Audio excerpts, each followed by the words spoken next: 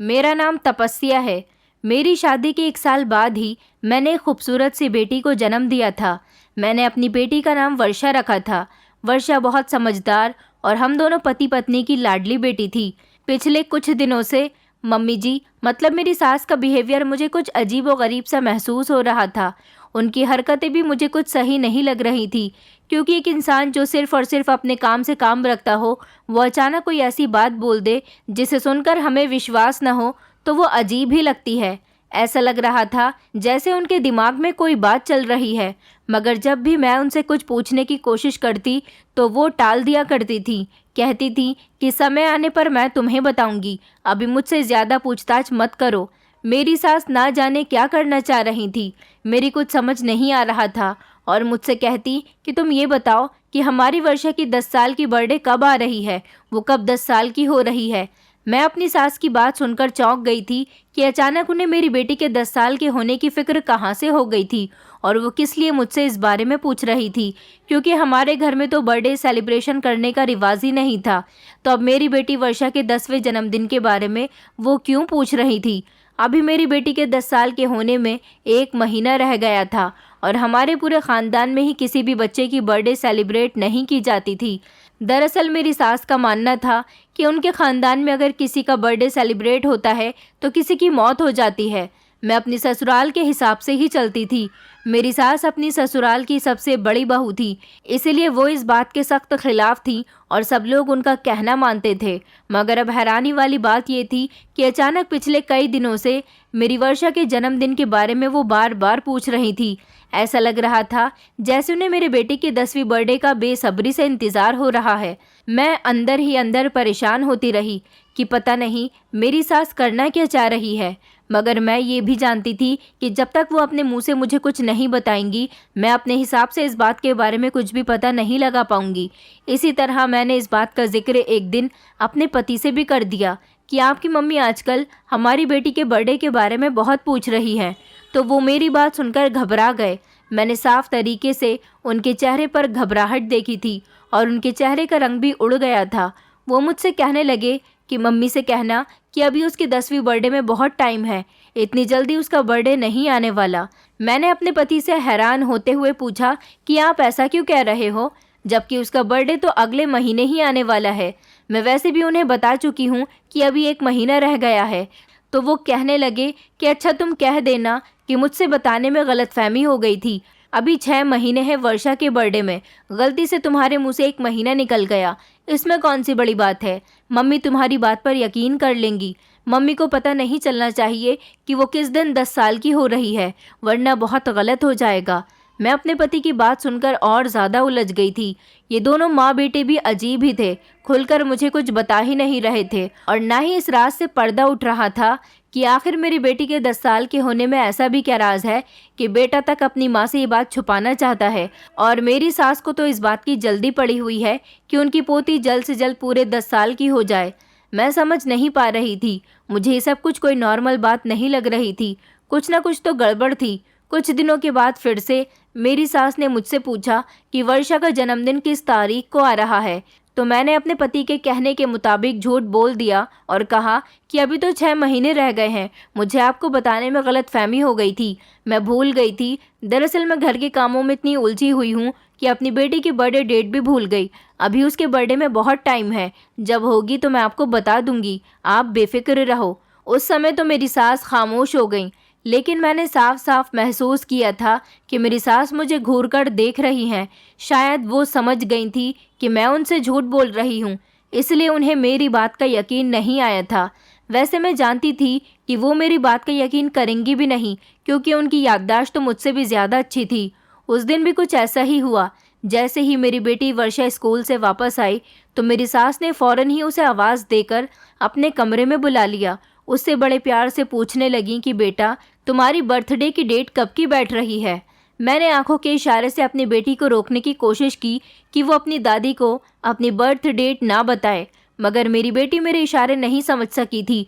वो कहने लगी दादी कि मेरा बर्थडे तो इस महीने की 28 तारीख को है। फिर मेरी बेटी हैरान होकर अपनी दादी से पूछने लगी, लेकिन दादी, हमारे यहाँ तो बर्थडे सेलिब्रेशन होता ही नहीं है, तो फिर आप मुझसे क्यों पूछ रही हो? तो मेरी सास अंदर ही अंदर मुस्कुरा रही थी। न जाने मेरी सास के दिमाग में क्या चल रहा था।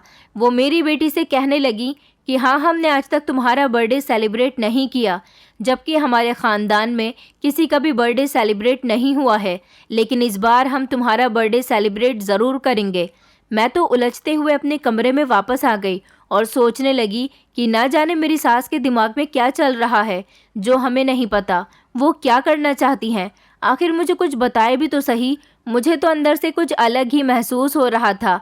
कुछ ऐसी फीलिंग्स पैदा हो रही थी जिनको समझने में मैं नाकाम रही थी, लेकिन मेरा दिल यही चाह रहा था कि मेरी बेटी की बर्थडे इतनी जल्दी हरगिज़ भी ना आए। मगर होने को कौन टाल सकता था? वही होता है जो भाग्य में लिखा होता है। हर लम्हा गुजरते हुए वक्त को कौन रोक सकता है? करते करते वो दिन भी आ गया जब मेरी बेटी पूरे 10 साल की हो गई।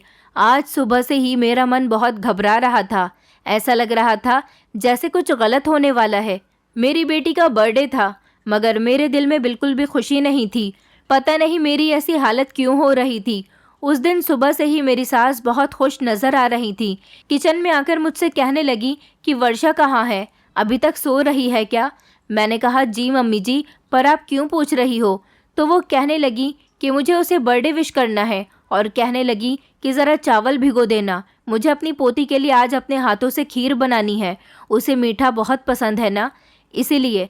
वैसे भी आज उसकी पहली और आखिरी बार बर्थडे सेलिब्रेट की जाएगी। अपनी सास की बात सुनकर मैं कुछ परेशान हो गई थी। मैंने उनसे उलझते हुए पूछा मम्मी जी, आखिर आखिरी बार से आपका क्या मतलब है? तो मेरी सास हंसते हुए कहने लगी, अरे कोई मतलब नहीं है, बस ऐसे ही मेरे मुंह से निकल गया था। क्या पता अगले साल में मौजूद हूँ या नहीं, तो इसलिए मैंने ये बात कह दी थी। अब तुम किचन से जाओ और जाकर अपनी बेटी को उठाओ, कहो कि दादी तुम्हारे लिए तुम्हारी फेवरेट खीर बना रही है। अपनी सास की ऐसी हरकतें मुझे कुछ गड़बड़ का एहसास दिला रही थी। फिलहाल जो भी था, मेरी बेटी सुबह उठी तो मेरी सास ने उसे बर्थडे विश किया। आज मेरी बेटी बहुत ज़्यादा खुश थी, क्योंकि आज पूरे 10 साल बाद उसे लग रहा था कि उसका बर्थडे है, क्योंकि मेरी सास कभी भी हमें उसको बर्थडे विश भी नहीं करने देती थी, और तो और अपने हाथों से उसके लिए आज मीठा बना रही थी। लेकिन मैंने अपने पति की तरफ जब गौर किया तो वो मुझे बहुत परेशान नज़र आ रहे थे। ऐसा लग रहा था जैसे उन्हें कोई सख्त मुश्किल ने घेर लिया है। मैंने अपने पति से कई बार पूछा कि बताओ, अगर कोई परेशानी है तो मेरे साथ शेयर करो। मेरे पति ने हर बार मुझे टाल दिया, कहने लगे कि मैं परेशान नहीं हूँ और ना ही मुझे कुछ बताना है। उनका मूड भी कुछ ऑफ सा लग रहा था। आज इतनी बड़ी खुशी के दिन मेरे पति का मूड ख़राब होना मुझे किसी गड़बड़ी का एहसास दिला रहा था। हम सब लोगों ने शाम का खाना खा लिया तो मेरी सास कहने लगी, क्योंकि आज मेरी पोती 10 साल की हो गई है तो अब इस घर में वो नहीं रह सकती। अपनी सास की बात सुनकर तो मैं बौखला गई थी। आखिर वो क्या कहना चाह रही थी? मैं घबरा कर खड़ी हुई और अपनी सास से पूछा कि मम्मी जी, आप ये क्या कह रही हो? मैं कुछ समझी नहीं।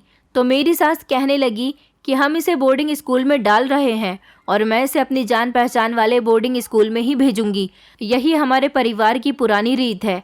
हमारे ख़ानदान में बेटियों की शिक्षा इसी तरह से पूरी करवाई जाती है। जैसे ही लड़की 10 साल की होती है तो उसे बोर्डिंग स्कूल में डाल दिया जाता है। मैंने गुस्से से अपने पति की तरफ देखा कि उन्होंने तो मुझे इस बारे में कुछ भी नहीं बताया था। यहाँ तक कि मेरी सास ने भी इससे पहले मुझसे कभी इस रिवाज के बारे में एक बात भी नहीं की थी।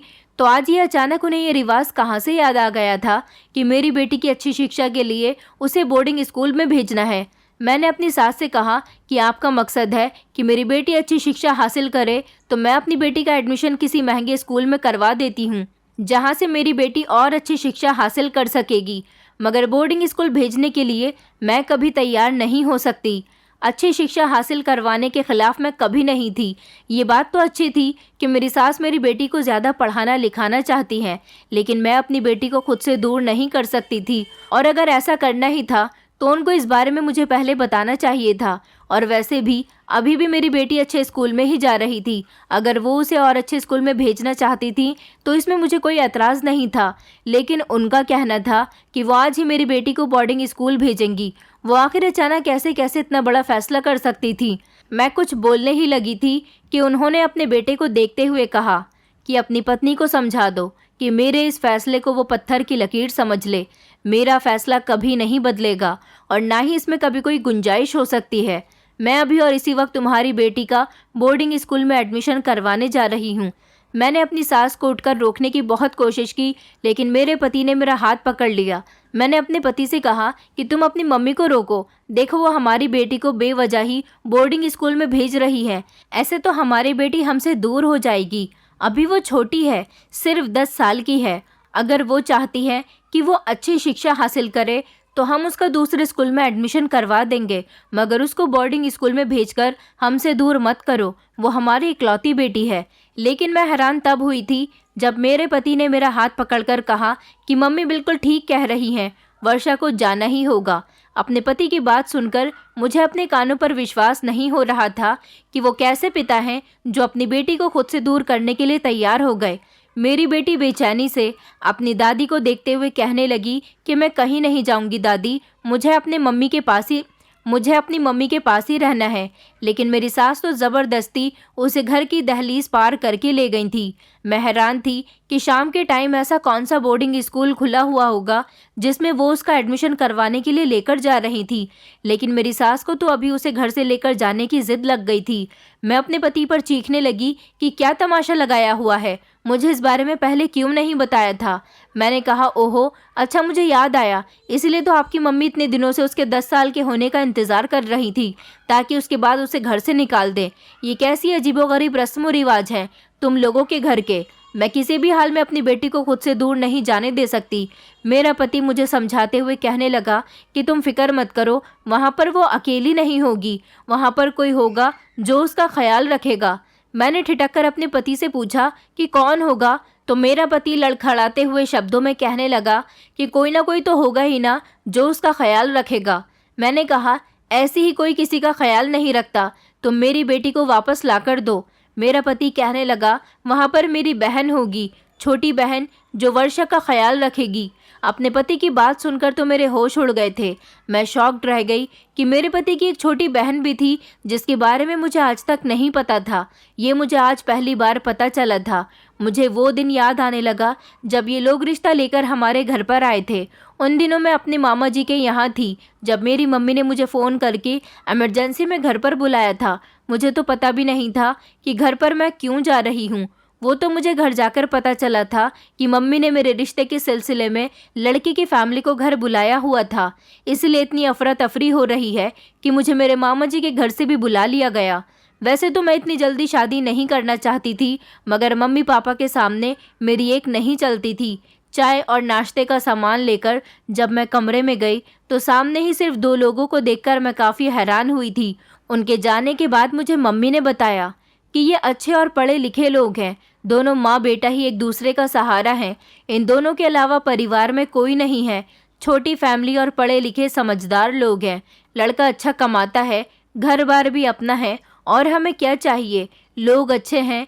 तुम्हारे पापा के दोस्त ने ये रिश्ता बताया है, वो इन लोगों की बहुत तारीफ कर रहे थे, तो मैं सोच रही हूँ कि हाँ कर देती हूँ। मम्मी ने मेरी मर्ज़ी पूछी तो मैंने उनसे कह दिया था कि जैसा आप लोग करोगे मैं वैसा ही करने के लिए तैयार हूँ। इस तरह मेरी रजामंदी पर हाँ हो गई थी। लेकिन जब बाद में मेरे होने वाले पति से मेरी बातचीत हुई तो उन्होंने मुझे बताया कि वो अपने माता पिता के इकलौते बेटे हैं। अपने पति की फैमिली के बारे में मुझे सिर्फ इतना ही मालूम था कि उनके पापा की मौत जब वो 15 साल के थे तभी हो गई थी, और उनकी मम्मी ने ही उन्हें पाल पोस कर जवान कर दिया था। ना कोई नंद और ना ही कोई देवर जेठ, और फिर लड़का भी अच्छा देखने में खूबसूरत और पढ़ा लिखा। इसलिए तो मेरी मम्मी ने झटपट इस रिश्ते के लिए हाँ कर दी थी और जल्द से जल्द मेरी शादी कर दी। मुझे लगा था कि मेरी सास नॉर्मल सासों की तरह होंगी, मेरे साथ भी वैसा ही बिहेव करेंगी जैसा दूसरी औरतें अपनी बहुओं के साथ करती हैं। मगर मेरे साथ तो शादी के बाद ऐसा कुछ भी नहीं हुआ था। मेरी सास तो बहुत अच्छी औरत थी, बहुत ही संस्कारी औरत थी। घर के काम में भी मेरे साथ हाथ बटाया करती थी। मेरी सास हमारे ही गांव के एक तांत्रिक बाबा थे, उन्हें बहुत मानती थी। कभी कभी उनके यहाँ भी चली जाती थी। मैं खुद को बहुत लकी समझती थी कि मुझे इतनी अच्छी सास मिली है। शादी के कुछ महीने बाद ही मैं प्रेग्नेंट हो गई तो मेरी सास के रिश्तेदार जो हमारे यहाँ आते जाते रहते थे, वो मुझे हमेशा बेटा होने की बधाइयाँ देती थीं। कहती थीं कि हमारे परिवार का रिवाज है कि हमेशा पहला लड़का ही होता है, इसलिए तुमसे भी उम्मीद है कि तुम भी बेटे को ही जन्म दोगी। मुझे डर भी लगता था कि अगर बेटा नहीं हुआ तो कहीं मेरी सास का बिहेवियर मेरे साथ ना बदल जाए, वो ऐसी सास ना बन जाए जैसी दूसरों की होती हैं। वो मेरे लिए मेरी माँ समान थी और मैं कभी ऐसा नहीं चाहती थी कि वो सास वाली हरकतें मेरे साथ करना शुरू कर दें, क्योंकि उन्होंने भी हमेशा मुझे बहू नहीं बेटी की तरह समझा था। और आखिर मेरा डर सच साबित हुआ। मैंने अपनी बेटी वर्षा को जन्म दिया था। मुझे लगा कि अब मेरी सास मुझे डांट लगाएंगी, मुझसे नाराज़ होंगी, मगर ऐसा कुछ भी नहीं हुआ था। वो बहुत अच्छी औरत थी। उन्होंने मुझसे कहा कि बेटियां तो भगवान की कृपा होती है, तुम फिक्र मत करो, मैं तुमसे नाराज़ नहीं हूँ, बल्कि मैं तो बहुत ज़्यादा खुश हूँ कि भगवान ने हमारे घर बेटी को भेज दिया। तो मैंने चैन की सांस ली थी। बेटी पैदा हो जाने के बाद मैंने भगवान से यही प्रार्थना की कि दूसरी बार मुझे अगर कभी माँ बनने का सुख मिले तो मैं बेटे को ही जन्म दूँ, क्योंकि मैं जानती थी कि मेरी सास को अपनी पीढ़ी बढ़ाने का कितना शौक है। वो यही चाहती होंगी कि उनके बेटे के घर भी बेटा पैदा हो जो उनकी पीढ़ी को आगे बढ़ा सके, उनके घर का वारिस बने। लेकिन अगली बार जब मैं प्रेग्नेंट हुई तो मुझे मायूसी हुई थी। मेरे पेट में बेटी ही थी, लेकिन मेरी बेटी मृत पैदा हुई थी, जिसका मुझे बेहद अफसोस था। मेरी सास का बिहेवियर मेरे साथ बिल्कुल नहीं बदला था। वो पहले की तरह ही मुझसे और मेरी बेटी से प्यार करती थी। मेरी एक ही बेटी थी, उसके बाद मुझे दोबारा प्रेगनेंसी नहीं हुई। मैंने भी अपने भाग्य पर सब्र, शुक्र और समझौता कर लिया था कि मेरे भाग्य में अभी दूसरी औलाद का सुख नहीं है। इसलिए मैंने अपना पूरा कंसंट्रेशन अपनी बेटी वर्षा की परवरिश पर किया था। न सिर्फ उसकी हर ख्वाहिश को पूरा किया था, बल्कि उसे अच्छे मैनर्स भी दिए थे। मेरी बेटी पढ़ाई में भी बहुत आगे थी, लेकिन मेरी सास अभी चाहती थी कि मेरी बेटी बोर्डिंग स्कूल जाने के बाद अपना सारा का सारा ध्यान पढ़ाई में ही लगा ले। तो उन्हें कम से कम एक बार मुझे इस बारे में बताना तो चाहिए था। इस तरह अचानक बिना पूछे बिना बताए इतना बड़ा फैसला कर दिया और उसका हाथ पकड़कर उसे घर से बाहर ले गई कि बोर्डिंग स्कूल में उसका एडमिशन करवाने जा रही हूँ। और अब मेरे परेशान होने पर मेरा पति कह रहा था कि तुम परेशान मत हो, वहाँ पर मेरी छोटी बहन भी मौजूद है। तो मेरा शक में पड़ना तो एक ज़रूरी बात थी कि अब उनकी बहन कहाँ से आ गई और कैसी बहन। पहले तो उन्होंने यही कहा था कि वो अपने पेरेंट्स का इकलौता बेटा है, तो अब उनकी बहन इतने सालों के बाद न जाने कहाँ से आ गई। मुझे परेशान देखकर अचानक मेरा पति कहने लगा कि दरअसल मेरी छोटी बहन भी वही बोर्डिंग स्कूल में पढ़ रही है, वो भी 10 साल की उम्र से वहीं पर है। तुम फिक्र मत करो, वो हमारी बेटी वर्षा का बहुत अच्छे तरीके से ख्याल रखेगी। मेरी तो कुछ समझ ही नहीं आ रहा था, आखिर ये सब चल क्या रहा था। मैं भी खुद कुछ समझ नहीं पा रही थी। मेरी सास जब 2 घंटे के बाद घर वापस आई तो मैंने उनसे पूछने की बहुत कोशिश की कि आप आखिर इस टाइम पर मेरी बेटी को ऐसे कौन से बोर्डिंग स्कूल में एडमिशन दिलवाने गई थी, मगर उन्होंने मुझे कुछ भी नहीं बताया। वो मुझसे कहने लगी कि अब तुम मुझसे नहीं मिल सकती, इसलिए मैं तुम्हें कोई जवाब नहीं देना चाहती। अब अपनी बेटी को तुम कुछ सालों के लिए भूल जाओ। उस पल उनकी आंखों को देखकर मुझे बहुत डर महसूस हुआ था। वो आज मुझे बिल्कुल कोई बदली हुई औरत लग रही थी और उनका ऐसा नया डरावना रूप देखकर मैं बहुत डर गई थी। आज तो मुझे ऐसा लग ही नहीं रहा था कि ये मेरी सास है, वही सास जो मेरे साथ इतने प्यार से रहती हैं। वो मुझे कोई और ही औरत लग रही थी। उनके चेहरे के एक्सप्रेशन देखकर ऐसा लग रहा था जैसे वो कोई बहुत बड़ी जंग जीत कर आ रही हों। मेरा पति मुझे बहस करने से रोकने की खातिर मुझे ज़बरदस्ती कमरे में लेकर चला गया। कहने लगे कि प्लीज़ इस समय तुम मम्मी से कोई बात मत करो। ये सब कुछ देखकर मैं बुरी तरह से उलझन का शिकार हो गई थी।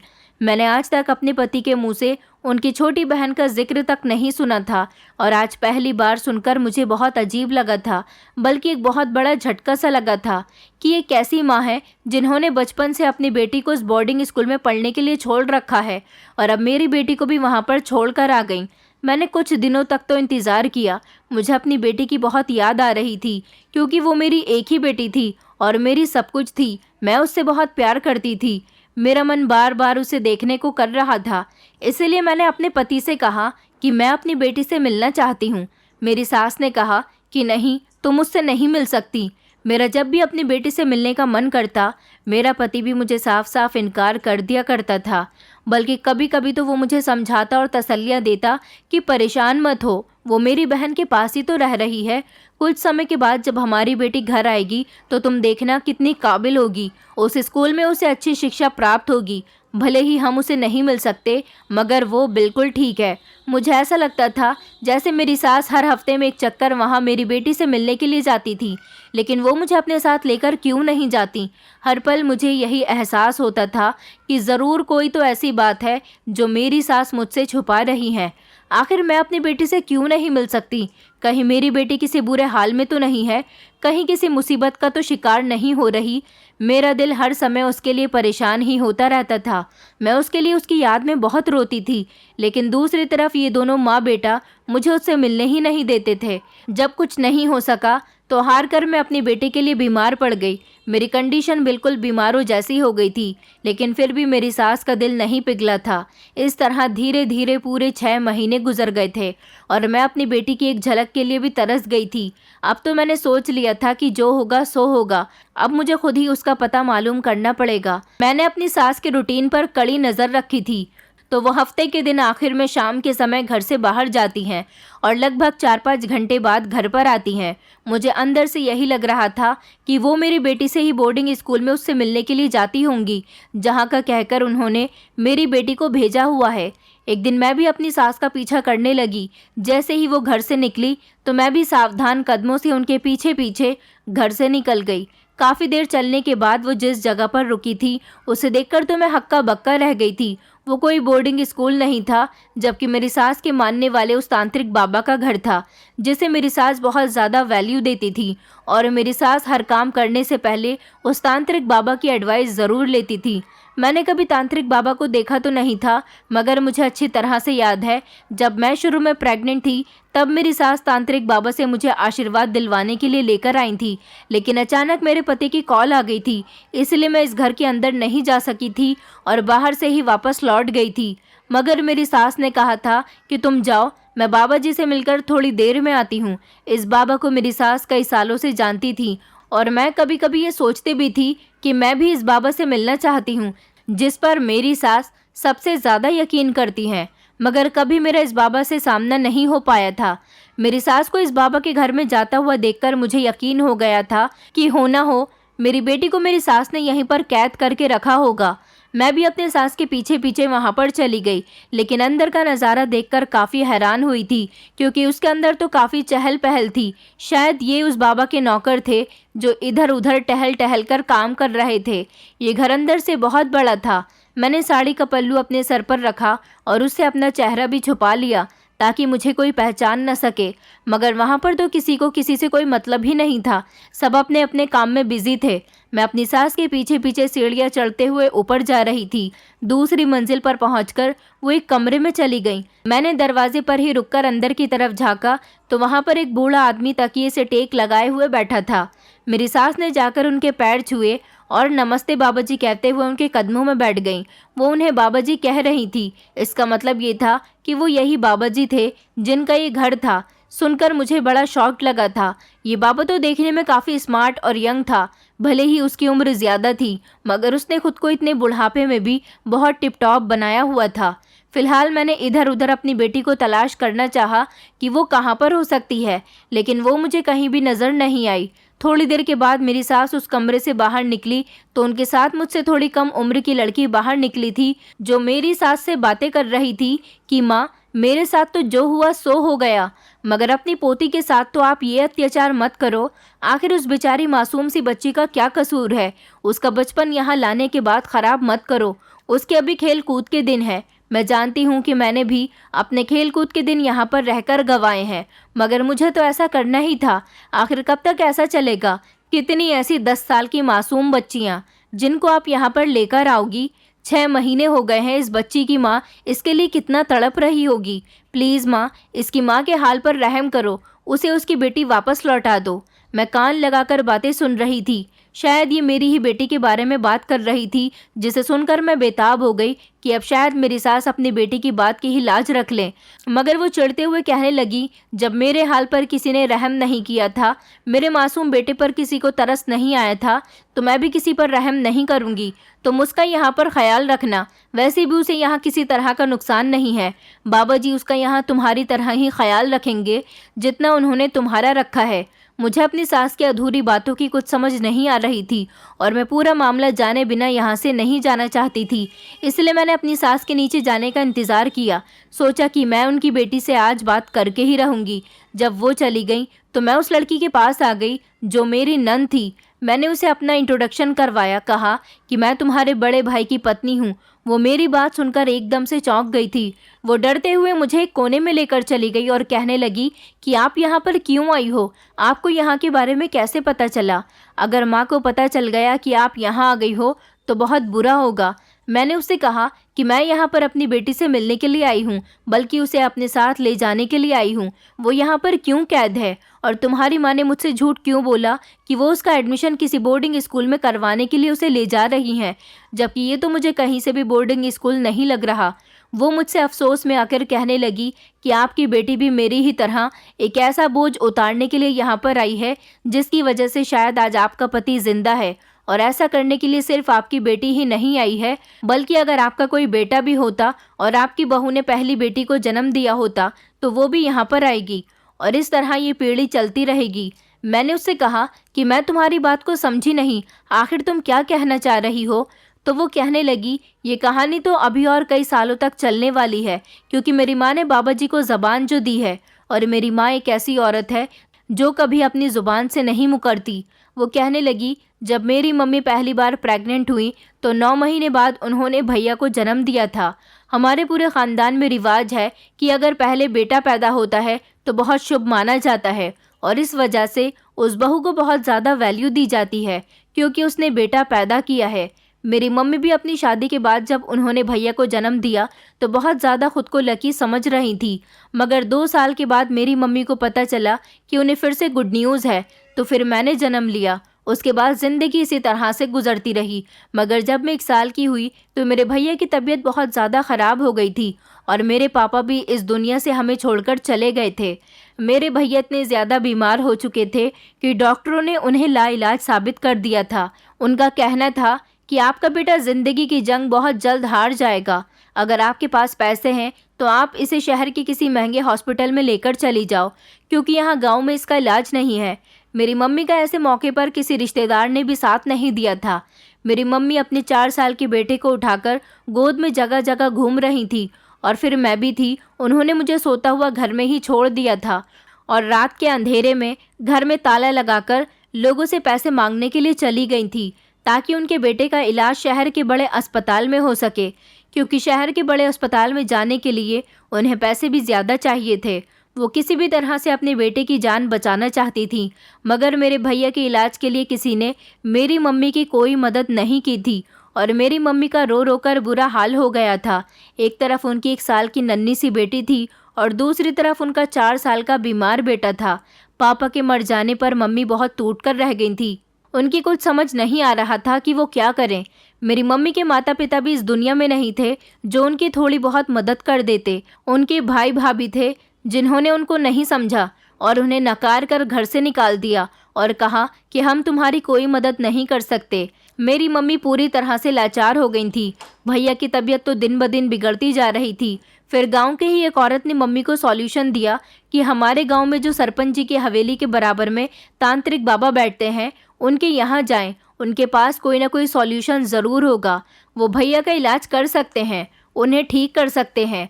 मेरी मम्मी भैया को लेकर तांत्रिक बाबा के पास चली गई और उनके आगे हाथ जोड़कर रिक्वेस्ट करने लगी कि किसी भी तरह से उनके बेटे को ठीक कर दो। वो अपने बेटे के बिना जिंदा नहीं रह सकेंगी, क्योंकि मेरी मम्मी भैया से बहुत प्यार करती थी। तांत्रिक बाबा ने मेरे भैया को ठीक करने का फैसला कर लिया था। मम्मी ने बाबा जी को बताया था कि उनके पास 1 साल की बेटी भी है जिसे वो घर पर रोता हुआ छोड़कर यहाँ आई हैं। इस समय वो बहुत ज़्यादा परेशानी में है, उनकी सारी परेशानी दूर कर दो। तांत्रिक बाबा ने मम्मी की सारी परेशानी दूर करने के लिए उन्हें तसल्ली दे दी थी और कहा था कि जल्द ही वो सारी मुश्किल से आज़ाद हो जाएंगी, मगर इसके लिए उन्हें एक बहुत बड़ी कीमत चुकानी पड़ेगी। मम्मी ने उनसे कहा था कि इस समय मेरे पास पैसे नहीं हैं, मैं आपको पैसे नहीं दे सकती। तांत्रिक बाबा ने कहा कि मैं तुमसे पैसे नहीं मांग रहा हूँ, मैं जानता हूँ कि अगर तुम्हारे पास पैसे होते तो तुम यकीनन मेरे पास नहीं आती, बल्कि अपने बेटे का इलाज किसी अच्छे अस्पताल में करवा रही होती। मैं अपने तंत्र मंत्र से तुम्हारे बेटे की तबीयत ठीक कर दूंगा, मगर इसके लिए तुम्हें अपनी बेटी को मेरे पास भेजना होगा। अभी नहीं, वो भी जब जब वो 10 साल की हो जाएगी, और तब तुम उसे मेरे पास भेज देना। मैं उसे अपने पास तब तक रखूंगा जब तक तुम्हारे ही परिवार की, मतलब तुम्हारे ही परिवार का खून जो कि बेटी हो, उसे तुम मेरे पास लेकर आओगी। वो भी 10 साल की ही होनी चाहिए। फिर मैं तुम्हारी बेटी को रिहा कर दूंगा और फिर उसके बाद तुम्हारी पोती को अपने पास अपनी सेवा के लिए रखूंगा। ये काम तुम्हारी हर आने वाली पीढ़ी में जो पहली बेटी होगी वो करेगी, और जिसकी उम्र 10 साल की होनी चाहिए। अगर तुम मेरी इस शर्त के लिए राजी हो तो मैं तुम्हारे बेटे का इलाज करने के लिए तैयार हूँ। अगर नहीं हो तो तुम यहाँ से जा सकती हो। तांत्रिक बाबा की बात सुनकर मेरी मम्मी परेशान तो ज़रूर हुई थी, मगर अपने बेटे की तरफ देखकर उन्हें इस शर्त के लिए राज़ी होना पड़ा था, क्योंकि मेरी मम्मी जानती थी कि उनका इस दुनिया में कोई नहीं है। ये बात उन्हें इन दिनों अच्छी तरह से पता चल गई है, क्योंकि किसी भी रिश्तेदार ने उनकी मदद नहीं की। और फिर मैं बेटी हूँ, बड़ी होकर मैं भी विदा होकर अपनी ससुराल चली जाऊँगी। मेरी माँ फिर से अकेली रह जाएगी। मेरी माँ को लगता था कि उनका सहारा सिर्फ उनका बेटा ही है, जो बुढ़ापे में भी उनका साथ देगा। इसलिए मेरी माँ ने फैसला कर लिया था कि जब उनकी बेटी 10 साल की होगी तब वो उसे यहाँ पर छोड़कर चली जाएंगी। इस तरह अपने तंत्र मंत्र के जरिए तांत्रिक बाबा ने मेरे भैया को बिल्कुल ठीक कर दिया था, जिसके बाद हमारे घर के हालात भी बेहतर हो गए थे। मेरी मम्मी ने लोगों के घरों में काम करना शुरू कर दिया था, और फिर जब भैया जवान हुए तो उन्होंने नौकरी करना शुरू कर दिया, जिससे हमारे घर के हालात बिल्कुल सुधर गए थे। इस तरह जब मैं 10 साल की हुई तो मम्मी मुझे यहाँ पर छोड़कर चली गई, और फिर मैं जब तक यहाँ रहूँगी तब तक भैया की 10 साल की बेटी यहाँ पर नहीं आ जाती। इसीलिए मेरा समय यहाँ से पूरा हो चुका है। अगले 6 महीने बाद मुझे यहाँ से तांत्रिक बाबा की सेवा से अलग कर दिया जाएगा। उसके बाद ये जिम्मेदारी आपकी बेटी को निभानी होगी। अब आप प्रार्थना करो कि भगवान आपको बेटा दे, क्योंकि अगर आप बेटे की शादी कर दोगी तो फिर उसकी पत्नी भी बेटी को जन्म देगी, और उसकी जो बेटी होगी वो यहाँ पर बाबा जी के यहाँ उनके पास इस घर में रहेगी। और शायद उसके दौर में बाबा जी का कोई बेटा होगा जिसने कई सालों बाद बाबा जी की जगह ले ली होगी। तब आपको आपकी बेटी देखनी नसीब होगी, लेकिन उसके लिए आपको अपनी पोते की कुर्बानी देनी होगी, जैसे कि मेरी मम्मी ने दी है। ऐसा हमारे ख़ानदान में तब तक होता रहेगा जब तक भैया जिंदा है। अगर आपने ऐसा करना बंद कर दिया तो वो तांत्रिक बाबा का कहना है कि भैया की मौत भी हो सकती है।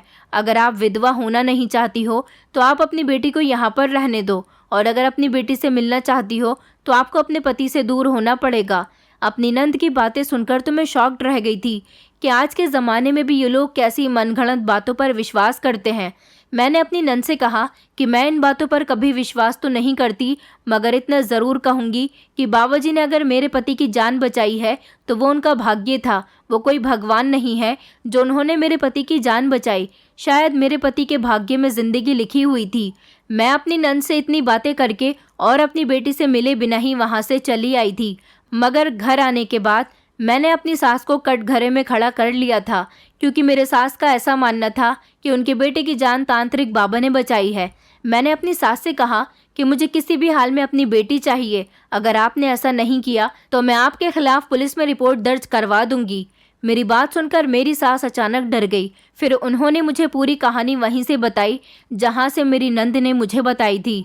उन्होंने कहा, क्या तुम्हें अपने पति की ज़िंदगी प्यारी नहीं है? मैंने कहा, मेरे पति को कुछ नहीं होगा, भगवान की कृपा से, क्योंकि मैं भगवान पर विश्वास करती हूँ, ऐसे ढोंगी बाबा पर नहीं जो लोगों को सालों साल बेवकूफ़ बनाते रहे।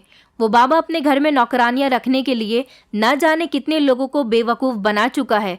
जिंदगी और मौत तो भगवान के हाथ में होती है। मम्मी जी, आपने कैसे सोच लिया कि उस तांत्रिक बाबा के पास अगर हम अपने घर की बेटियां नहीं भेजेंगे तो मेरे पति की जान जा सकती है? मैंने अपनी सास को भरोसा दिलाया कि ऐसा कुछ नहीं है, मगर मेरी सास तो मानने के लिए तैयार ही नहीं हो रही थी। मैं जिद पर अड़ गई और मैंने कहा, तो फिर ठीक है, मुझे मेरी बेटी वापस चाहिए, वरना मैं पुलिस में रिपोर्ट लिखवाने के लिए जा रही हूँ। मेरी सास मेरे पति से कहने लगी कि देखो, तुम्हारी पत्नी पागल हो गई है, ये कितना बड़ा कदम उठाने के लिए कह रही है। मेरा पति और मेरी सास दोनों ही मुझे रोकते रह गए, लेकिन मैं पुलिस में चली गई और मैंने पुलिस को जाकर सब कुछ बता दिया। पुलिस ने मुझे मेरी बेटी तो दिलवा दी थी और साथ ही साथ मेरी नंद भी वहाँ से आज़ाद हो गई। और ऐसी ना जाने कितनी लड़कियां जिनके माता पिता को वो ढोंगी बाबा सालों से बेवकूफ़ बना रहा था, जो ऐसे मजबूर थे, जो अपने बीमार बच्चों और अपने घर की औरतों या फिर अपने घर के बूढ़ों को उनके पास लेकर गए थे और कहा था कि उनका इलाज करवाना है। उसने इलाज की वजह से अपने घर में ढेर सारी नौकरानियां इकट्ठी कर ली थी, जो उसको और उसकी पत्नी को काफ़ी सारा आराम दे रही थी। और तो और वो घर बैठे इस तरह से पैसे भी कमा रहा था। मासूम बच्चियों से वो घर के काम करवाता था और फिर उनको तब तक नहीं छोड़ता था जब तक वो जवान होने के बाद उसके घर में उसी परिवार की दूसरी लड़की नहीं आ जाती थी। मेरी सास और मेरे पति के सामने सच्चाई खुलकर आ गई थी कि वो सिर्फ उनको ही नहीं बल्कि गांव के बहुत सारे लोगों को बेवकूफ़ बना रहा था। और ऐसा कुछ नहीं था कि अगर मेरी बेटी वापस आ गई तो मेरा पति मर जाएगा। मेरी बेटी मेरे पास आ गई, मेरे गले से लगकर बहुत रोई थी और खुश भी हुई थी। कहने लगी कि मम्मी, वहाँ पर मुझसे बहुत काम करवाया जाता था। मैंने अपनी बेटी से कहा कि अब आगे तुम्हारे साथ ऐसा कुछ नहीं होगा। दरअसल मेरी नंद के साथ भी ऐसा ही हो चुका था, क्योंकि इन लोगों ने उससे भी उसका बचपन छीन लिया था। मेरी सास को इस बात पर बेहद अफसोस हुआ था कि उन्होंने अपनी बेटी का खेलकूद और पढ़ाई लिखाई सब कुछ वहाँ भेजने के बाद बर्बाद कर दी थी। जो समय एक बार बीत जाता है वो लौटकर कभी वापस नहीं आता। मैं पढ़ी लिखी थी, इसलिए इस बात को जल्दी समझ गई थी और मैं आज के ज़माने की लड़की हूँ जो ऐसी मनगढ़ंत बातों पर विश्वास नहीं करती। इसलिए मैंने स्टैंड लिया था और अपनी बेटी को जल्दी वहाँ से आज़ाद करवा लिया था। मेरी सास का कहना था कि अगर काफ़ी सालों पहले मैं इस बात को समझ जाती तो शायद मेरी बेटी का बचपन उस ढोंगी बाबा की वजह से बर्बाद न होता। मेरी सास ने मुझसे माफ़ी मांगी, लेकिन कहीं ना कहीं मेरी सास ने भी बेटा और बेटी में फ़र्क किया था। उन्होंने अपने बेटे की जान की खातिर अपनी बेटी का फ्यूचर बर्बाद कर दिया था, जबकि उनके बेटे को ठीक उस बाबा ने नहीं बल्कि मेरी सास की ममता और रो रो कर भगवान से की गई प्रार्थना ने बचा लिया था। मेरी नंद अब 18 साल की है और अब उसे स्कूल में भी एडमिशन नहीं मिल सकता। वो सिर्फ शुरू के 3 या 4 क्लास ही पढ़ी है, जबकि मेरी बेटी ने अब दोबारा से अपने स्कूल जाना शुरू कर दिया। उसका तो सिर्फ 1 ही साल खराब हुआ था, देर से ही सही, मगर मेरी सास की आंखें खुल गई थी। वो अपने किए पर आज भी बहुत शर्मिंदा होती हैं और हम सब लोग अब खुशी खुशी ज़िंदगी गुजार रहे हैं। और तो और मेरा पति भी बिल्कुल सही सलामत है। मैं अपनी इस कहानी से आप लोगों को ये मैसेज देना चाहती हूँ कि कभी भी लोगों की मनगढ़ंत बातों पर विश्वास न करें और सिर्फ भगवान पर भरोसा करें, ना कि इंसान पर। दोस्तों, उम्मीद करती हूँ आपको हमारी कहानी पसंद आई होगी। कहानी पसंद आई है तो वीडियो को लाइक करें, चैनल पर नए हैं तो चैनल को सब्सक्राइब करें और हाँ, नोटिफिकेशन बेल को ज़रूर दबाएं ताकि अगली अपडेट सबसे पहले आपको मिले।